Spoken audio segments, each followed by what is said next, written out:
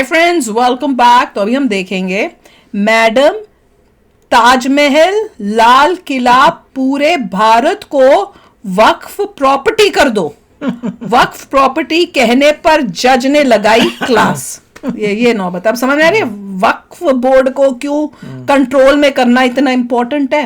मतलब कहाँ में मैंने सुना कि उसके पास इतनी प्रॉपर्टी है जितनी पाकिस्तान का लैंड है। भारत में इतनी प्रॉपर्टी उसके पास है जितना एक पाकिस्तान है। मतलब हमने एक पाकिस्तान जितना लैंड, पाकिस्तान तो दे ही दिया मजहब के नाम में, उसके बाद भी अपने देश में उसी मजहब के लिए हमने एक और पाकिस्तान जितना लैंड दिया हुआ है ना। बड़ी खौफनाक बात, शॉकिंग बात। तो चलो वीडियो शुरू करते हैं। वीडियो शुरू करने से पहले अगर आप चैनल पर नए हो और आपने अभी तक सब्सक्राइब नहीं किया तो जल्दी से पहले सब्सक्राइब के बटन और बेल आइकन को क्लिक कर लो ताकि आपको हमारे सारे न्यू वीडियोस के नोटिफिकेशन मिल जाए जैसे हम अपलोड करें। अगर आपको वीडियो पसंद आता है प्लीज लाइक एंड शेयर। चलिए शुरू करते हैं। आपकी कैसे डिक्लेयर होगी वक्त प्रॉपर्टी, अब ये तो बताओगे कि नहीं बताओगे? या आप एडमिट कर रहे हो कि डिक्लेयर नहीं हो सकती थी? कल को वो कुछ भी सरकारी दफ्तर को कह देंगे कि वक्त प्रॉपर्टी तो हो जाएगा। मेरा सीधा सा क्वेश्चन है, ब्लंट। तो भाई साहब आप ताजमहल भी ले लो यार, लाल किला भी ले लो, कौन मना कर रहा है? या प्यार से क्वेश्चन समझ में नहीं आते आप लोगों को? सिर्फ किसी के अरे ऑनरेबल कोर्ट में छोड़ो, किसी की भी प्रॉपर्टी को आप प्रॉपर्टी डिक्लेयर कर सकते हो। टेल मी, सेक्शन 5 में नोटिफिकेशन होगा, फलाना होगा, पूरे भारत को वक्त प्रॉपर्टी डिक्लेयर कर दो। देन कुछ नहीं मालूम किसी को, मन आया बोले इसको वक्त प्रॉपर्टी डिक्लेयर कर दो। How that is possible? एक एप्लीकेशन लगाई दो पार्टीज ने कि ये वक्त की प्रॉपर्टी है और उन्हें ऑर्डर कर दिया। आप पार्टी नहीं थे? नहीं, पार्टी थी। उन्होंने कहा कि आप इनक्लूजर हैं, आप खाली करिए। जबकि 1904 में प्रिलिमिनरी नोटिफिकेशन हुआ, फिर फाइनल नोटिफिकेशन हुआ। अग्रवाल साहब, what have you to say about these notifications? As regards this, firstly, Manoj may have the relief clause. Their relief clause is firstly they're seeking quashment of order dated 19/7/23. Next तो है ना वही तो 19/7 दूसरा relief they have sought is to declare the property. If third relief is seen, because this whether the property has been notified to be a waqf property in terms of section 5(1). ये इनका कहना है ancient monuments में already notified है जी। इसका क्या answer है? इसका आंसर हमने जो रिप्लाई में लिया है वो ये है कि under the act, this ancient monuments act, property can only be safeguarded by the concerned department of central government. The ownership of the property remains with the concerned authority. ठीक है ना, तो आप तो कुछ नहीं कर सकते, आप हाथ तो नहीं लगा सकते ना, हाथ मत लगाना बस। ये तो कुछ भी नहीं कर सकते, ये स्ट्रेंजर हैं। ये कहते हैं कि हम इनका एनफोर्समेंट है, व्हाट राइट ही है। चलो अभी तो आपको मैंने पूरा सुना ही नहीं सर, वो तो मैंने उस पर रोक लिया था।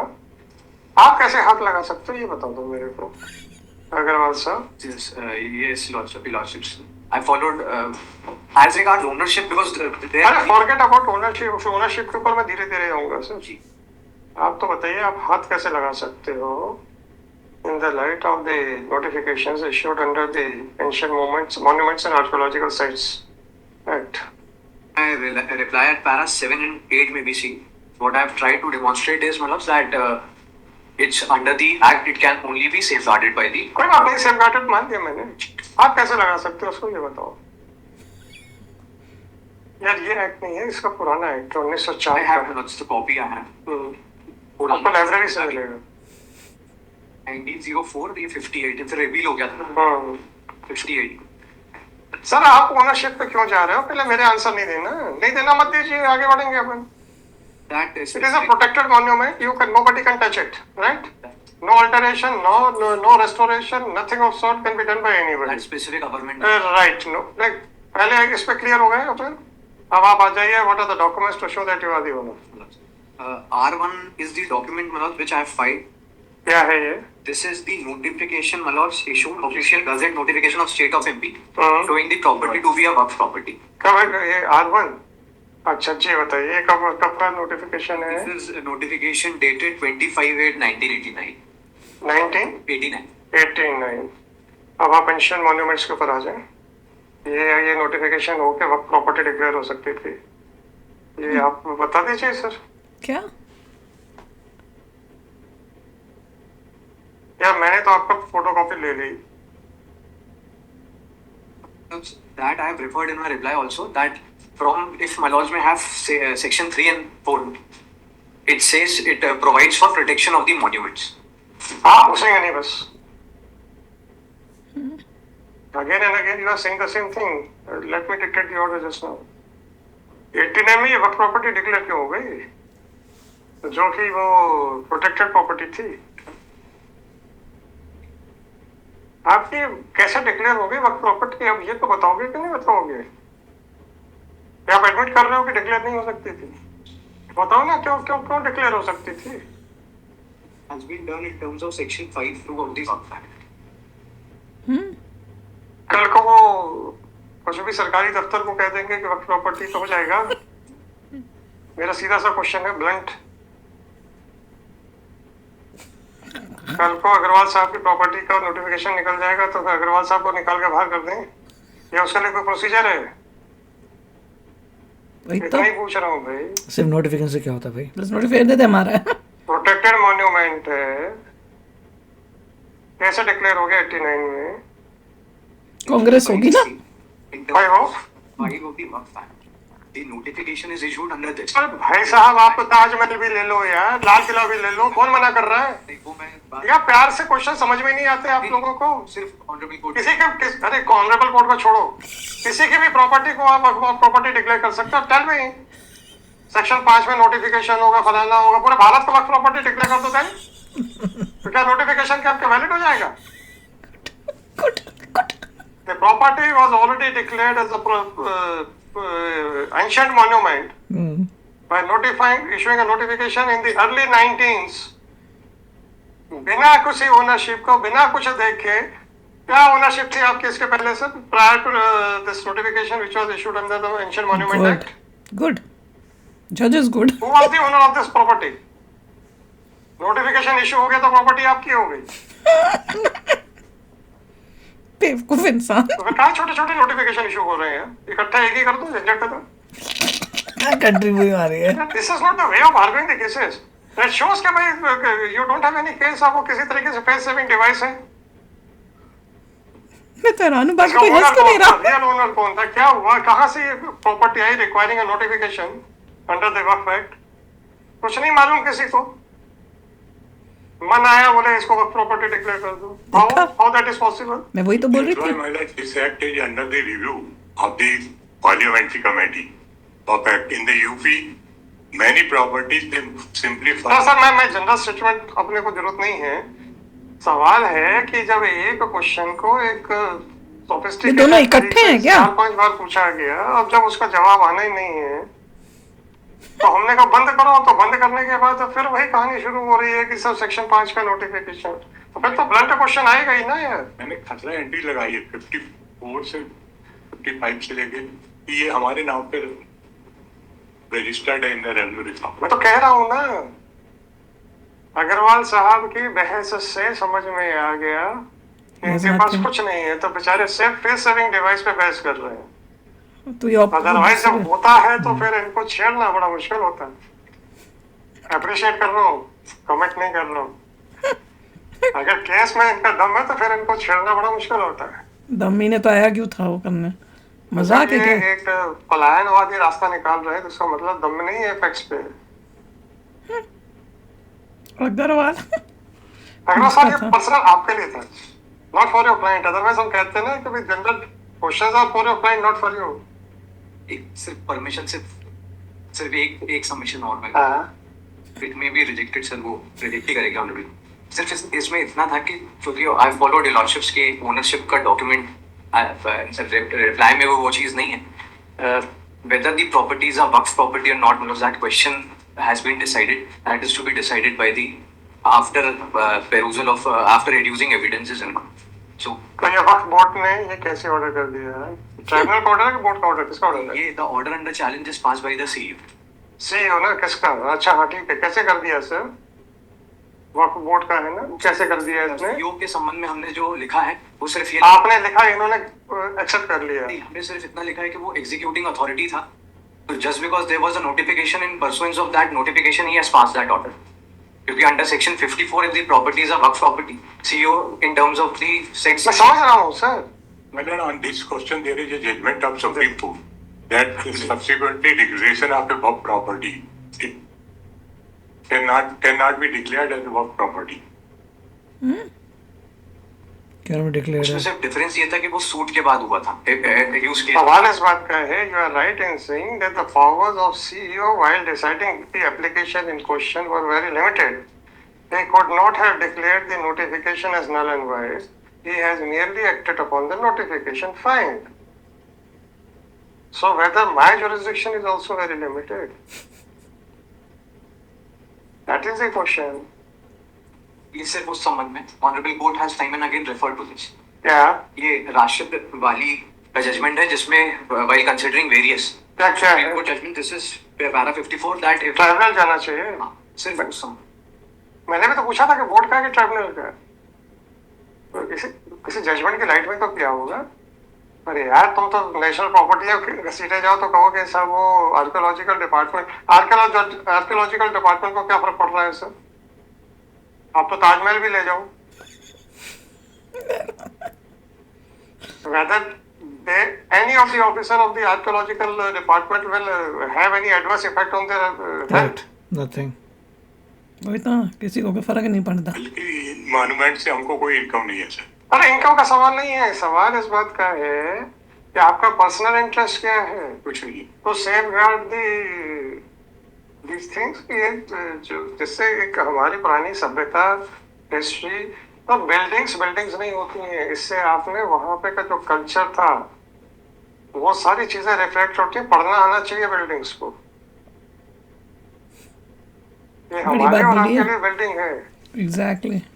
वो लाल किला देखें तो हमें लाल दीवारें दिखती हैं, और लेकिन जिनको इसमें हिस्ट्री में होता है तो उसकी एक एक ईंट बोलती है। They are the first hand direct evidence to give an indication कि उस समय का कल्चर क्या था, उस समय की सोसाइटी क्या थे। हम देखते हैं यार ये दरबार हॉल है, अच्छी बात है, ये शयन कक्ष है, अच्छी बात है, बस हो गया। They are not the buildings here. They are the living creatures telling you about the history. उस समय की इंजीनियरिंग क्या थी, कितनी एडवांस थी। आप कई जगह पे जाके देखेंगे वो जो गुंबद के बीच का एक उनका ये सीधा सा कहना है सर वो जो छोटा सा पत्थर दिख रहा हटा दीजिए पूरी की पूरी छत नीचे आ जाएगी।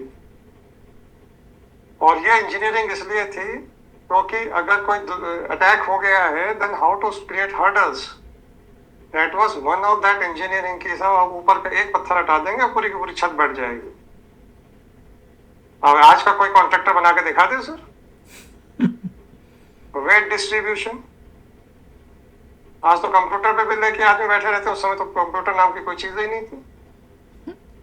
आपने वो देखे पहले जहां पे ये चीजें हैं, जहां एंट्रेंस गेट के ऊपर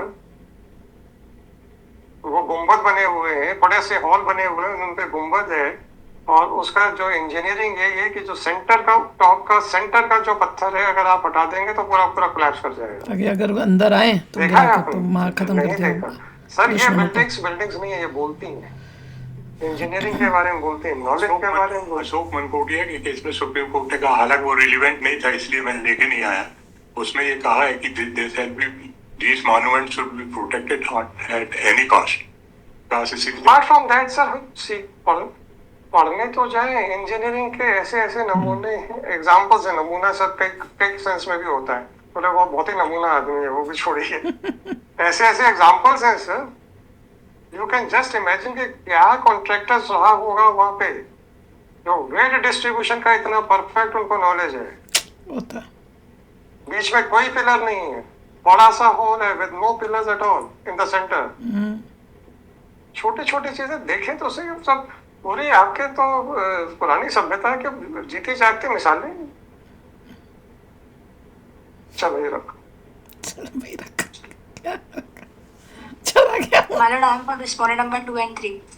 जी मैडम, अब आप वहाँ पे लेके क्या करना चाहते हैं? वो पे वहाँ सब पे क्या करना चाहते हैं? My lordship reply नहीं है। अरे तो हमने तो कहा था रिप्लाई दो पिछले 9 साल से। हिंदी की एप्लीकेशन पे बोर्ड ने ऑर्डर किया है। मैडम आप बताओ ना। पिछले 9 साल से तो आपसे निवेदन कर रहे थे, रिप्लाई दे दो। 9 साल से तो आप वहाँ पे क्या वो कोई क्या कैफेटेरिया वगैरह खोल रहा था क्या? हाँ, मकबरे हैं, क्या करना क्या था वहाँ पे? टिकट्स लगानी थी क्या? फिर जबरदस्ती। इनके पास इतना पैसा आर्कियोलॉजिकल डिपार्टमेंट खुद तो मेंटेन नहीं कर पा रहा, जिनके पास गवर्नमेंट की बैकिंग है।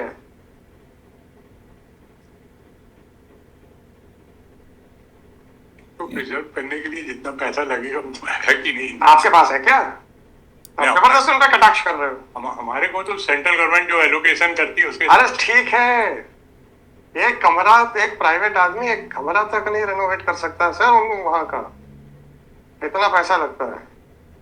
और मैं मजाक नहीं कर रहा हूँ, क्योंकि 2-3 लोगों को मैं जानता हूँ जो पुराने राजाओं की खानदान के हैं, जिनके पास अभी भी किले पोजेशन में हैं। ठीक नहीं करवा देता महंगा जब हमने उनसे पूछा कि हालत क्यों है, तो बोले साहब ये दीवार खड़ी करने में हमारे जितने बैंक बैलेंस है सब खत्म हो जाएगा। जब राजाओं के खानदान के लोग भी डिफिकल्टी फेस कर रहे हैं, तो आप क्या कर लेंगे? तभी और अगर आपको लोगों के नाम चाहिए हो तो मैं उनके किले विजिट भी करवा दूंगा। आप कहोगे कि ये गप मार रहे हैं, गप यहाँ बैठ के कोई झूठ नहीं बोलते, बाहर गप मार सकते हैं, यहाँ नहीं मारे। चल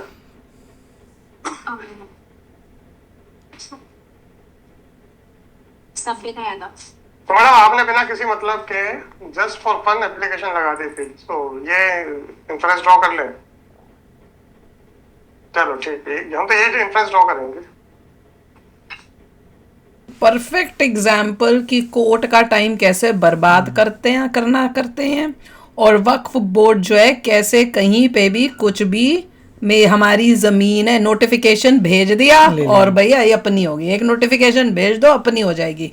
और सबसे मजेदार इसमें था जब ये जो जज हैं वो बोलते हैं ताजमहल भी तुम्हारा हो गया, पूरा दुनिया भी भारत हो गया। टाइम लगा जरा क्या ले रहे हो, सीधा नोटिफिकेशन कर भेजो, पूरी इंडिया ले लो। धीरे धीरे यही बोल रहे थे, कितना टाइम लगा के जरा सा ये लेनी, सीधा एक झटका मारो नोटिफिकेशन का, सारी इंडिया ले लो, काम खत्म। नहीं, हम हंस तो रहे हैं पर अब ऐसे बहुत ही सीरियस, बहुत मतलब डरावनी खौफनाक सिचुएशन है देश हो गया हमारा कि वो क्या कर रहे हैं, ये वक्फ बोर्ड क्या कर रहा है, धीरे धीरे छोटी करके जगहें ले लेके वो कोशिश कर रहे हैं कि मैं पूरा इंडिया ही कब्जे में कर लूंगा। ये किसने बनाया, कैसे बना दिया, मुझे तो समझ ही नहीं आ रहा। क्या पूरा देश सो रहा था तब? आई डोंट नो, सारे लोग कर क्या रहे थे भारत उस टाइम? किसको कोई इतनी पावर दे सकता है कि नोटिफिकेशन भेजो तुम्हारा हो जाएगा। मैं बोल तो नहीं हूँ, एक पूरा गांव वो कह रहे हैं कि भाई हमारा है, जिसके अंदर मंदिर है, जो मंदिर इतना पुराना डेटेड है कि उस टाइम इस्लाम रिलीजन आया भी नहीं था। ये ऐसे कमाल की चीजें हो रही हैं यहाँ। चलो अच्छी बात है कि तो बहुत अच्छा आए हैं और ये सब शुरू हुआ है, वेरी ओवरसाइट टू सी कि चल क्या रहा है। Modi ji is trying his best and दुख की बात है he is not getting the support. अपने लोगों से सपोर्ट नहीं मिल रहा। हम वीडियोस में मैं सुनती कमेंट्स कई बार कईयों के देखती हूँ ना, मुझे इतना शौक लगता है कि मुझे समझ में आता है कि अगर तुम उस रिलीजन के हो तो तुम तो अंधे हो जाओगे, तुम नहीं समझोगे क्योंकि तुम्हारे में उतनी एजुकेशन नहीं है। उस रिलीजन के कोई एजुकेटेड बंदा, ओपन माइंडेड हो, उसको पता हो राइट एंड रॉन्ग मेरे देश के लिए क्या है, वो सपोर्ट करेगा। पर मेरे को शौक लगता है कि दूसरे लोग भी आके जस्ट बिकॉज उनके अंदर एंटी मोदी सेंटिमेंट है, उनको यही नहीं पता चला हमारे देश का क्या अच्छा कौन कर रहा है, बुरा कौन कर रहा है, क्या ठीक है चीज। इतना मतलब बुरा हाल हो रहा है। तो चलो यार, आप भी शेयर करना अपने थॉट्स। चलते हैं, मिलेंगे नेक्स्ट वीडियो में बहुत ही जल्द। Till then take care and bye bye. तो अगर आप मेरे इस चैनल पे नए हो तो जल्दी से सब्सक्राइब के बटन को हिट करो और बेल आइकन को क्लिक करो ताकि आपको मेरा जब नया वीडियो मैं लगाऊं आपको उसके बारे में जल्दी से पता चल जाए।